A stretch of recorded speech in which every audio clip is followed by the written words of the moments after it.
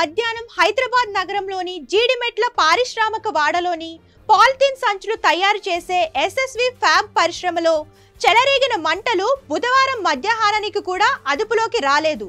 మంటలు దాటికి భవనం పూర్తిగా దగ్ధమైపోయింది. అగ్నిమాపక సిబ్బంది ఎంతో శ్రమిస్తున్నా మంటలను ఆర్పడం కష్టతరంగా మారింది. ఆస్తి నష్టం ఎంత జరిగి ఉంటుందో తలుచుకుంటేనే వామ్మో అనిపిస్తుంది.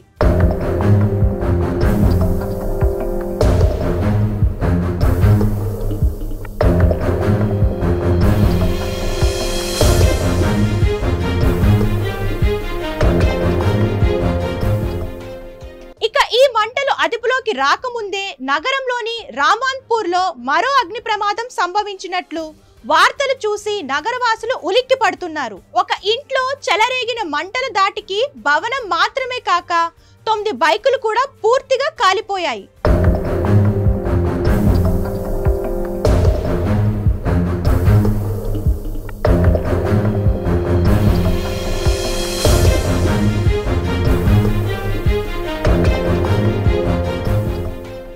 వరుసగా సంభవిస్తున్న ఈ అగ్ని ప్రమాదాలతో తీవ్రమైన ఆస్తి నష్టం, అక్కడక్కడ ప్రాణ నష్టం కూడా సంభవిస్తోంది. స్థానికులు గుర్తించి అగ్నిమాపక సిబ్బందికి సమాచారం అందించేలోగానే మంటలు చెలరేగి వేగంగా వ్యాప్తి చెందుతూ చుట్టుపక్కల వారిని భయభ్రాంతులకు గురి చేస్తున్నాయి. అగ్నిమాపక సిబ్బంది చేరుకున్నా వాటిని ఆర్పడం కూడా వారికొక సవాలుగా మారుతోంది. ఎక్కడో ఒక చోట అగ్ని ప్రమాదం జరిగితే మనకెందుకు అనుకోవద్దు. వీటి పట్ల అందరూ అప్రమత్తంగా ఉండాల్సిన అవసరం ఎంతైనా ఉంది. అసలు ఈ అగ్ని ప్రమాదాలు ఎందుకు జరుగుతున్నాయో ఒకసారి పరిశీలిద్దాం. మహానగరం అంటేనే దగ్గరగా ఉండే నివాస వ్యాపార సముదాయాలు, దాదాపు అన్ని అంటుకుని ఉండే నిర్మాణాలు.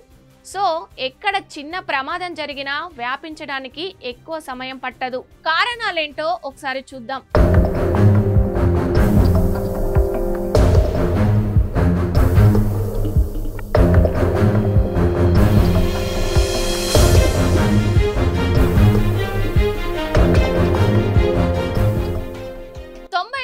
వీటి పట్ల సరైన అవగాహన లేకపోవడం ఒక కారణం. ఇక ముందు జాగ్రత్తలు తీసుకోకపోవడం అసలైన కారణం.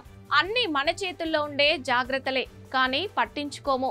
ఎలా అంటే అగ్ని ప్రమాదాలకు ప్రధాన కారణం విద్యుత్ షార్ట్ సర్క్యూట్.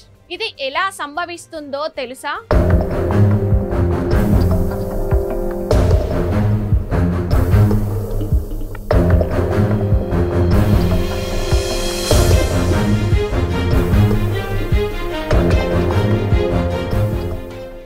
విద్యుత్ వైర్లపై ఓవర్లోడ్, నాణ్యత లేని విద్యుత్ పరికరాలు.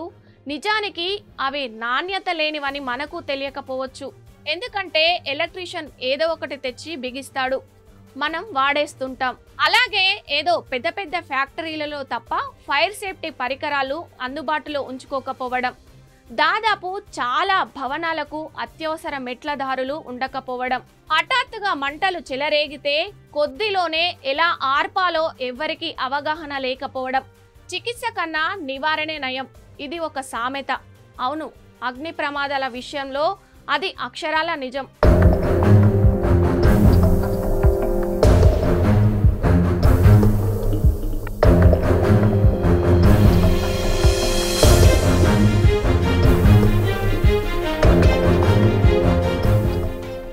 మనమేం చేయాలో ఆలోచిద్దాం, ముందు జాగ్రత్తలు తీసుకుందాం. విద్యుత్ ఉపకరణాలు కొనే ముందు వాటి నాణ్యతను 1-2 సార్లు పరిశీలించి కొందాం. ఎలక్ట్రీషియన్లకు వదిలేయడమే కాకుండా స్వయంగా మనమే చూసుకోవడం. అలాగే భవనం చిన్నదైనా అశ్రద్ధ చేయకుండా తప్పనిసరిగా ఫైర్ సేఫ్టీ సిస్టమ్ అమర్చుకోవడం. అపార్ట్మెంట్స్ అయితే అగ్ని ప్రమాదాలు సంభవించినప్పుడు ఎలా రియాక్ట్ కావాలో మీటింగ్లలో చర్చించుకొని అందరూ అప్రమత్తం చేసుకోవడం అవసరం. ఇక ఎవరైనా ఇంటికి లాక్ చేసి బయటికి వెళ్ళేటట్లయితే అన్ని స్విచ్లు ఆఫ్ చేసామా లేదా అని చెక్ చేసుకోవాలి. తప్పనిసరిగా గ్యాస్ సిలిండర్ ఆఫ్ చేయాలి. ఎందుకంటే మహానగరంలో ట్రాఫిక్ రద్దీని దాటుకుంటూ ప్రమాద స్థలానికి అగ్నిమాపక వాహనాలు చేరుకోవడం అంత ఈజీ కాదు.